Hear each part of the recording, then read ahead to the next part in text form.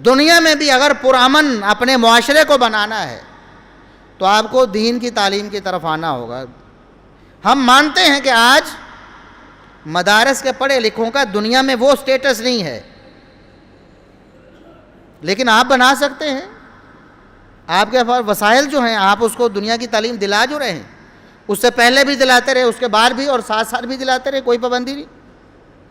آپ اس کو کاروبار میں ڈال دیں، آپ اس کو ڈاکٹر بنا دیں، انجینئر بنا دیں، آپ اس کو کاروباری بنا دیں، کچھ بنا دیں، لیکن دین کا علم اس کے پاس ہونا چاہیے۔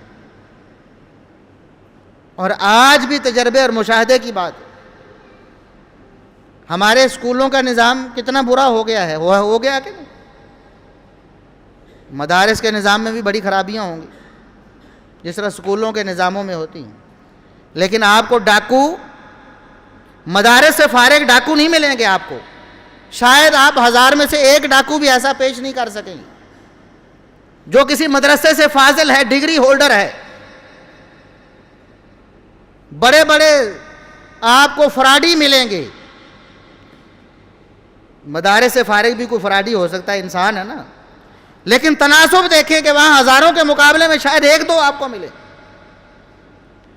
ماں باپ کے گستاخ، ماں باپ کو ٹھٹے مارنے والے، انسلٹ اور توہین کرنے والے، بوڑھے ہونے پر ان کو اولڈ ہومز میں بھیجنے والے،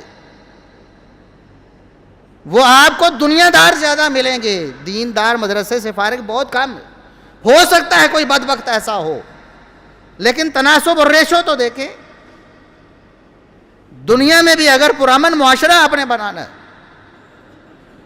اگر خیر خواہی پر مبنی معاشرہ قائم کرنا ہے، اگر قتل و غارت سے بچنا ہے، پھر آپ کو دین کی تعلیم بھی ساتھ میں دلوانا ہو۔ دنیا کی تعلیم دلواتے رہیں، لیکن دین کا حصہ جو ہے اس کو نہ بھولے۔ یہ لازمی ہے اس دنیا کے لیے بھی اور آخرت کے لیے۔